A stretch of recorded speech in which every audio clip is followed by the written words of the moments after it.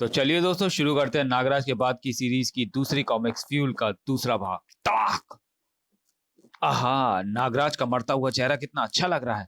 मैंने सोचा था कि मुझे भी ऐसा ही लगेगा, पर लग नहीं रहा है। सोच रहा हूँ कि मरते मरते नागराज को एक खास नजारा दिखा दूं। उनकी मौत का नजारा जिनको बचाने में नागराज ने अपना पूरा जीवन लगा दिया। आम निर्दोष इंसानों की मौत का नजारा। नागराज का जीवन एक प्रण है। लाचार मजबूरों को, जालिमों को जुल्म से बचाने का प्रण। और जब तक यह प्रण पूरा नहीं होता, नागराज के प्राण निकल नहीं सकते। चाहे उसकी पसलियां टुकड़े टुकड़े हो चुकी हों, चाहे उसके पैर खड़े होने से इनकार कर रहे हों।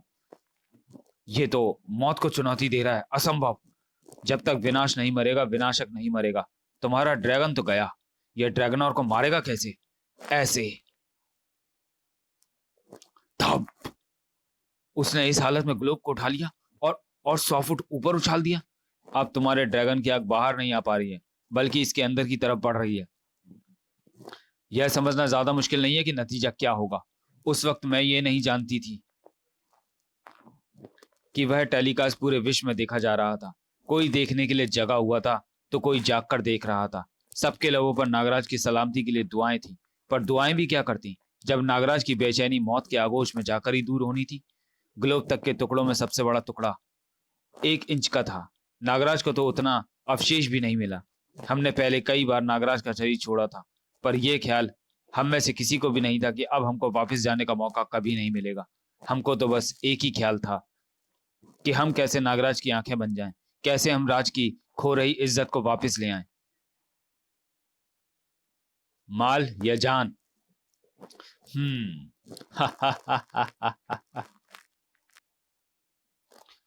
तुम लोग नए डकैत लगते हो।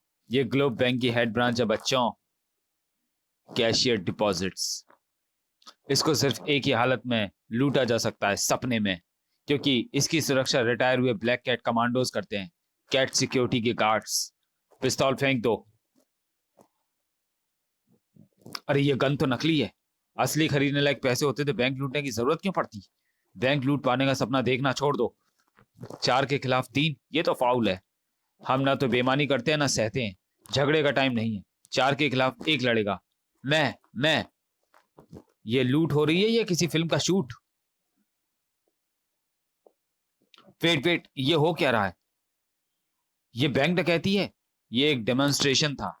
मैं मिस डांगी हूं, स्नेक आई सिक्योरिटी की पार्टनर। हम आपको दिखाना चाहते थे कि हमारे गार्ड्स आपके गार्ड से कितने सुपीरियर हैं। हमारे गार्ड सुपर ट्रेंड हैं सर, और बहुत विश्वास पात्र भी। हम आपको बैंक की हर ब्रांच की सिक्योरिटी करना हम आपके बैंक की हर ब्रांच की सिक्योरिटी करना चाहते हैं। मैं बहुत प्रभावित हुआ मिस डांगी। इस शहर की हमारी 50 ब्रांचेस की सिक्योरिटी आपको दी जाती है, 3 महीने के लिए ट्रायल बेसिस पर। या सॉरी, थैंक यू सर। मैं दूसरे कॉर्पोरेट से आपकी सिफारिश भी करूंगा। I am very impressed. हमने पहला किला फतेह कर लिया था। ग्लोब बैंक, कमाल का आइडिया था सोडांगी। नागिन को नागों से कम कभी मत समझना। अब मैं ये खुशखबरी नागराज को दूंगी, मानसिक तरंगों के जरिए। पर मानसिक संपर्क तो तब बनता जब नागराज का मानस मौजूद होता। तो तुम सबने भी वही महसूस किया जो मैंने किया? हाँ, नागराज से मेरा बायोलॉजिक संपर्क एकाएक टूट गया। मेरा भी, शायद हम सबका। यह पल शायद वही था जब नागराज को ड्रैगन की आग ने पल भर में राख के गुब्बार में बदल दिया था। पर हमको यह जानना अभी बाकी था, नागराज कहां पर है, यह जानना जरूरी है। भारती जानती होगी। भारती, सोडांगी। सोडांगी यानी नागराज बच गया, थैंक गॉड। टीवी पर देखने से तो ऐसा लगा कि वो बचेगा नहीं। टीवी पर ये तुम क्या बोल रही हो भारती? क्या तुम नागराज के साथ नहीं हो सोडांगी? नहीं, कहाँ है नागराज? क्या हुआ उसको? वह भारती कम्युनिकेशंस के सामने। क्लिक। T T. नागराज कहाँ है? नागराज गया। उसने आत्महत्या कर ली। वह बच सकता था, बच सकता था, पर वह हिला तक नहीं। और जलता हुआ ड्रैगन उसके ऊपर गिर गया। ओ जीजस, ओ जीजस। ये देखो नागराज का बूट, ये उसकी बेल्ट आग से गल गई है। हमने उसका शरीर छोड़ा और वह खुद अपना शरीर छोड़ गया। अब यहां पर करने को कुछ नहीं है। चलो, बस एक काम करना है। यह पता करना है कि वह ड्रैगन कहां से आया था। धीरे धीरे हमको पूरी घटना का पता चल गया। हमने स्नेक आइस के गार्ड्स को बहुत तेजी से पूरे महानगर में फैला दिया। पर हमको यह पता नहीं चला कि वह ड्रैगन कहां से आया था। बस इतना समझ में आया कि नागराज के मरने के बाद हर उस शख्स को स्पेशल पुलिस फोर्स पकड़ना चाहती थी जिसका नागराज से जरा सा भी संबंध रहा हो। यानी नागराज के दुश्मन काफी शक्तिशाली हैं और उनका संबंध वीनोम से भी जरूर है, पर उस अजनबी का संबंध किससे है?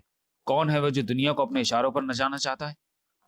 भारतीय चैनल्स, भारतीय कम्युनिकेशन, कॉर्पोरेट ऑफिस। यह सच है कि महानगर में अभी भी कुछ रहस्यमय लोग अपराधों से लोगों की रक्षा कर रहे हैं और रहम करने के बावजूद वे आत्महत्या नहीं कर रहे हैं, पर इस बात का कोई सबूत नहीं है कि वे इंसानों के रूप में इच्छाधारी नाग हैं। अगर वे इच्छाधारी नाग नहीं है तो नागराज के शरीर में रहने वाले इच्छाधारी नाग कहाँ गए? वे नागराज के साथ ही भस्म हो गए। उनको उसका शरीर छोड़ने का समय ही नहीं मिला। ये तुम इतने दावे के साथ कैसे कह रहे हो? इस यंत्र के कारण इच्छाधारी नागों का विष तीव्र तरंगें छोड़ता है और ये यंत्र ऐसी किसी भी तरंग को पकड़ सकता है। और इस यंत्र में रीडिंग 0 पर है, यानी यहां से 10 किलोमीटर तक के दायरे में कोई भी इच्छाधारी सर्प नहीं है। मैं यहाँ पर इसी उम्मीद से आया हूँ कि हमारे हाथ कोई इच्छाधारी सर्प लग जाए, क्योंकि मुझे पूरी दुनिया में फ्यूल सप्लाई करना है और एक एक कोबरा का विष बटोरने से ये काम नहीं हो सकता।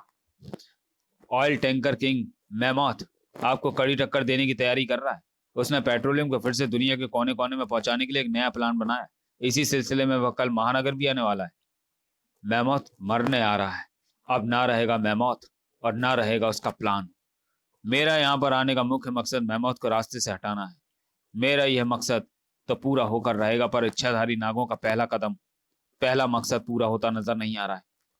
नागराज से इतने दिनों तक संपर्क ना होना यह बताता है कि हमारा उससे जैविक संपर्क टूटने का आभास गलत नहीं था, लेकिन हमें विश्वास तभी होगा जब हम महानगर में आकर स्वयं जांच करेंगे। तो आइए कुमारी, शुरुआत करते हैं। किसी ने कुआं खुद प्यासे के पास आ गया था। मेरा तो अब दिल घबरा रहा है नागार्जुन। मेरा नागराज के शहर में रहने वाले किसी भी इच्छाधारी सबसे संपर्क नहीं हो पा रहा है। हमको भारती के पास चलना चाहिए, वह सब जानती होगी। मुझे पता है इस वक्त वह कहाँ पर मिलेगी। भारतीय कम्युनिकेशंस में। अब अंदर चलकर भारती से मुझे आभास हो रहा है कि यह वही जगह है जहां से नागराज का जैविक संपर्क टूटा है। मैं आसपास और छानबीन करती हूँ, तब तक तुम भारती को ढूंढो। दीवार पर यह क्या चिपका है? जली हुई खाल का टुकड़ा है, पर यह टुकड़ा तो ये तो ड्रैगनोर की त्वचा है। यानी नागराज को मारने के लिए ड्रैगनोर को भेजा गया था। ड्रैगनोर को एक ही शक्ति पालतू बना सकती है, और ओ माय गॉड, यानी इसके पीछे उनका हाथ है। खतरा एकदम से 1000 गुना बढ़ रहा है।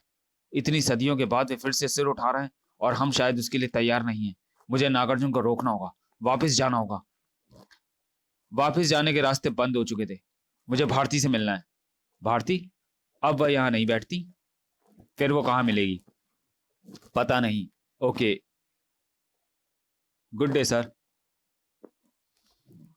पर मैं ये मीटर, वैनम मीटर की सुई मैक्सिमम पर इशारा कर रही है। हमारे आसपास कोई इच्छाधारी नाग है 50 मीटर के घेरे के अंदर। वह अभी आया है, यानी रिसेप्शन पर होगा, कैमरा नंबर 11 पर। ये रहा। क्या यही है? हाँ, इसकी आंखें देखो, यही है। मैं अभी सिक्योरिटी को अलर्ट करता हूँ। ये बाहर नहीं जाएगा। इसे तुम्हारी सिक्योरिटी तो क्या, पुलिस भी पकड़ नहीं सकती, शायद मिलिट्री भी नहीं। इनका विष इनको अद्भुत शक्तियों का धारक बना देता है। अगला शिकार सामने है तो शिकारी भी दूर नहीं है। ये तुम्हारे शरीर से प्रकट हो रहे हैं। कैसे? बताऊंगा। मैडम, मेरा भारती से मिलना बहुत जरूरी है। अगर आप जानती है तो कृपया कर हमारे साथ आओ। ओह, मैं जा ही रहा था। मुझे पता नहीं था यहाँ पर 2 बार पूछने पर ही लोग सिक्योरिटी को बुला लेते हैं। बाय। तुमको जाने के लिए नहीं, साथ आने के लिए कहा गया है सर्प। ओह, शायद मैंने मेकअप अच्छा नहीं किया। तुमने मुझे पहचान लिया, पर अब मैं तुम्हारा वह हाल करूंगा कि तुम लोगों को कोई पहचान नहीं पाएगा। नागराज को जो कुछ भी हुआ है उसके पीछे जरूर तुम लोगों का ही हाथ है, और अब वह कहानी मैं तुम लोगों के मुंह से ही सुनूंगा। बस बहुत हो गया। अब मैं यहाँ नौकरी नहीं करूंगा। जिसका डर था वही हुआ। नागार्जुन की मदद करने के लिए मौके का इंतजार करना होगा। जब देखो तब कोई ना कोई खतरा टपकता रहता है। जब तक नागराज था तब तक शांति रहती थी। अरे, इनमें तो मेरी उम्मीद से ज्यादा फुर्ती है। नागार्जुन, संभल कर। इन पर घातक वार करने से हिचकना नहीं। ये इंसान नहीं है। अरे, एक एक इच्छाधारी नागिन भी है, इसे भी पकड़ो। उफ, ये तो नागमणि था, पर इसका हमारी शत्रु शक्तियों से क्या संबंध हो सकता है? और इसने मुझे पहचान कैसे लिया? कुछ भी हो, मुझे इनके हाथ नहीं आना है। अगर नागदीप की राजकुमारी इनकी बंधक बन गई तो ये इच्छाधारी नागों से अपने हर शर्त मनवा लेंगे। लेकिन इतनी सदियों के बाद आखिर इनको हमसे टकराने की जरूरत क्यों पड़ गई? इच्छाधारी नाग मिल गए। अब सिर्फ एक चीज और चाहिए भारती, एक चीज और चाहिए। भारती? भारती? वह तो नागराज की मौत के बाद से ही अंडरग्राउंड है। उसके घर पर ताला और पुलिस का पहरा है। हमने उस पर धोखाधड़ी का आरोप जो लगाया है, पर आपको उसकी तलाश क्यों है? क्योंकि मुझे पहले यह पता नहीं था कि वह महान तिलिस्माचार्य वेदाचार की पोती है। हमको अगर कोई चीज नुकसान पहुंचा सकती है तो सिर्फ तिलिस्म। वह तुम्हारे डर से अंडरग्राउंड नहीं हुई है। वह किसी भी डर से अंडरग्राउंड नहीं हुई है। उसके अंडरग्राउंड होने का सिर्फ एक मकसद हो सकता है, हमारी तलाश, नागराज के दुश्मनों की तलाश। आखिर हमको अपने ही घर के 60 फुट नीचे बनी इस गुफा में कब तक रहना पड़ेगा दादाजी? मैं नागराज के हत्यारों से दो दो हाथ करने के लिए बेताब हो रही हूँ। भूमि के नीचे तिलिस्मी शक्तियां छीड़ हो जाती हैं भारती, और ऊपर रहने का खतरा फिलहाल हम मोल नहीं ले सकते। मुझे स्थिति को समझने में समय लगेगा, और बिना स्थिति को समझे बाहर निकलने का अर्थ खतरे को दावत देना है। उफ, 2-3 महीने से मेरी बाहरी दुनिया से संपर्क सूत्र से सोडांगी और यह मोबाइल फोन है, और अब तो एक हफ्ते से इस पर भी कोई मैसेज नहीं। लो, आ गया मैसेज। सोडांगी कॉलिंग। बोलो सोडांगी, कुछ पता चला? एक नई घटना हुई है। अभी मेरी मुलाकात एक रहस्यमय शख्स से हुई है। मुझे उसके अंदर अद्भुत शक्तियों का आभास हुआ है। उसने मुझे अपने असली रूप में बदलते हुए भी देखा, और फिर वह बंद कमरे में गायब हो गया। सावधान रहा करो सोडांगी, वह दोस्त भी हो सकता है और दुश्मन भी। हो सकता है कि हमारे दुश्मनों ने ही हमारी तलाश में उसको भेजा हो। मेरे ख्याल से तो तुमको उसे ढूंढना चाहिए और उसे सच्चाई का पता लगाना चाहिए। भारती ठीक कह रही है। मैं इस फोटो को सभी स्नेक गार्ड्स के पास भेज देती हूँ। गई फोटो सभी गार्ड्स के पास। Sending to all multi mail. मतलब मैडम डांगी, इस मछुआरे ने ड्रैगन को आते हुए देखा था। किधर से आया था वह ड्रैगन? किधर से नहीं, वह हवा में से प्रकट हुआ था, समंदर में मेरी नाव के ठीक ऊपर। और कल फिर वैसे ही हुआ। यानी एक ड्रैगन और आया। ड्रैगन नहीं, आदमी। एक आदमी जैसे हवा फाड़कर बाहर निकला, तब मैं बहुत डर गया। अब जाने कौन सी आफत। आदमी ड्रैगन की तरह हवा फाड़कर आया था। क्या ये था वह आदमी? देवा देवा, यही था। इसका फोटो आपके पास कैसे आया? यानी जहां से वह ड्रैगन आया वहीं से अजनबी भी आया है। शायद भारती का कहना सही था। मिस्टर शीत, सभी गार्ड्स को अर्जेंट मैसेज भेज दो। मुझे इस आदमी को तुरंत ढूंढना है। शायद वह मिल गया है। हाँ, कहाँ पर? पटेल रोड मेट्रो स्टेशन के पास। नजर बनाए रखो, हम अभी आते हैं। तुम इंसान नहीं हो, इसलिए मुझे रहम दिखाने की कोई जरूरत नहीं है।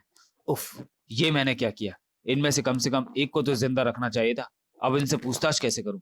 तुमने शायद सुना नहीं कि हमने क्या कहा। हमारे साथ आओ। तुम तुम सब विस्फोट बाणों से बच गए। अब सीधे नाग बाणों का प्रहार करना पड़ेगा। ये तुम्हारे शरीर के हर अंग की हरकत को एक साथ बंद कर देंगे। फिर तुम, अरे, मेरे विष शक्तियों का इन पर कोई असर नहीं हो रहा है। तो चलिए दोस्तों, वीडियो को यहीं समाप्त करते हैं और मिलते हैं फ्यूल के तीसरे और अंतिम भाग में अगले वीडियो में। तब तक के लिए धन्यवाद।